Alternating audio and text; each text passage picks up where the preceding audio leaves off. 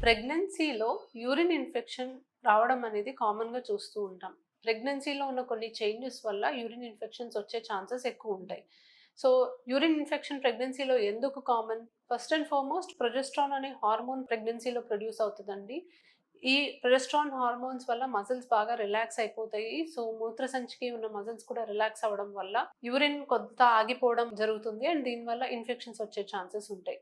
రెండోది గర్భసంచి సైజ్ పెరిగే కొద్దీ మూత్రసంచి పైన ప్రెషర్ పడొచ్చు. ఒక్కొక్కసారి యూరిన్ పూర్తిగా ఎంప్టీ అవ్వడానికి ఛాన్సెస్ లేకుండా యూరిన్ ఆగిపోవడం వల్ల గూడా మనకి ఇన్ఫెక్షన్స్ వచ్చే ఛాన్సెస్ ఉంటాయి. సో, యూరిన్ ఇన్ఫెక్షన్స్ వచ్చే ఛాన్స్ ఎక్కువుంటది అని తెలిసినప్పుడు ఇది రాకుండా ఎటువంటి జాగ్రత్తలు తీసుకోవాలి? సో, ఫస్ట్ అండ్ ఫార్‌మోస్ట్ ఎక్కువ వాటర్ తీసుకోమని చెప్తూ ఉంటామండి. ప్రెగ్నెంట్ లేడీస్ అందరికీ కూడా at least 2, 3 litres of water per day కంపల్సరీగా తీసుకోమని చెప్తాము.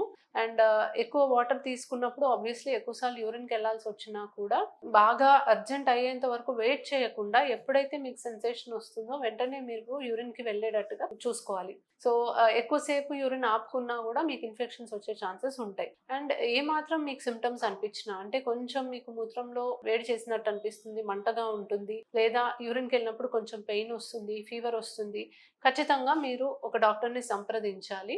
అండ్ మామూలుగా గూడా ప్రెగ్నెన్సీ చెకప్స్ అప్పుడు మధ్య మధ్యలో యూరిన్ ఎగ్జామిన్ గూడా చేస్తూ ఉంటాము. కొన్ని సార్లు ఎటువంటి లక్షణాలు లేకపోయినా కూడా యూరిన్‌లో ఇన్ఫెక్షన్స్ మనము టెస్ట్ చేస్తే గమనించొచ్చు. సో, ఏసిమ్ప్టమాటిక్ బ్యాక్టీరియాయూరియా అంటాము. సో, దీనివల్ల గూడా ప్రెగ్నెన్సీలో కొన్ని కాంప్లికేషన్స్ రావచ్చు కాబట్టి దానికి కూడా ట్రీట్మెంట్ ఇవ్వడం జరుగుతుంది.